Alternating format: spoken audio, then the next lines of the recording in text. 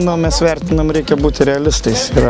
Kėdainių komanda yra stipresnė už mus, tiek komplektacija, tiek žaidimu. Ir aš jau sakiau sezono pradžioje, kad Kėdainių komanda bus lentelės priekyje ir tai manęs visiškai nenustebino. Rezultatas atspindi mūsų žaidimą. Belieka tik juos pasveikinti su pergalė ir jie žaidė žymiai geriau už mus.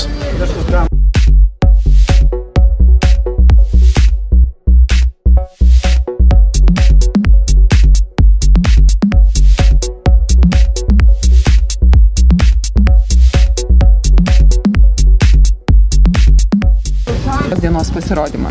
Šiandien buvo paskutinės rungtynės mūsų prieš pertrauką. Tai norėsi laimėti ir išeiti su gera nuotaika, biškį pailsėti. Tai vyram sakiau prieš rungtynės, jeigu nelaimėsim viską, tai ką rytoj treniruotę renkamės. Tai mačiau, kad užsivedė viską.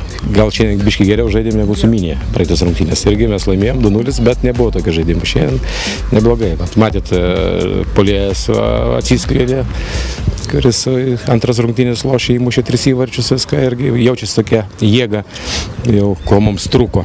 Ir aišku, Šilutėje mes buvom pralaimėję, tai irgi buvo taip kaip ir su pykinimumis tenais, nes praradom taškus, tai norėjom atsilošti ne tik kad pagal turnyrinę lentelę, bet ir kad prieš jos laimėti, prieš Šilutę. Tai nebloga komanda irgi. Ir žaidimų šiandien rezultatų esam patenkinti, taip kad pailsėsim ramiai, ruošimės. Aišku, kaip sakė, čia nereikia užmigti ant laurų. Buvo truputėlį pasiruošim prieš antrą ratą.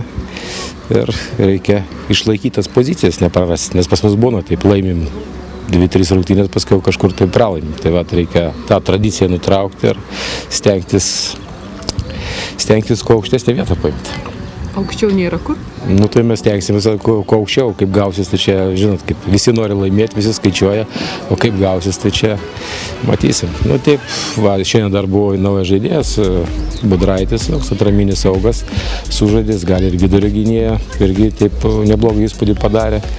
Tai dar turim per tą tarpą, kol galim registruoti, dar reikėtų vartininko poziciją, nes yra tokia klibanti, vieną turim, tik tais nedaug dėja traumą, tai būtų problema. Reikia truputėlį kai kurias pozicijas pastiprinti, taip esam. Jauna komanda, norinti žaisti, norinti treniruotis, viską. Man atrodo, kad ir žiūrovom nebuvo nuobodu. O numatė, kuom pastiprinti komandą jau? Taip atskleis kažkaip pavardės kažkokias, tai žiūrim ir vieną, ir kitą, ir trečią.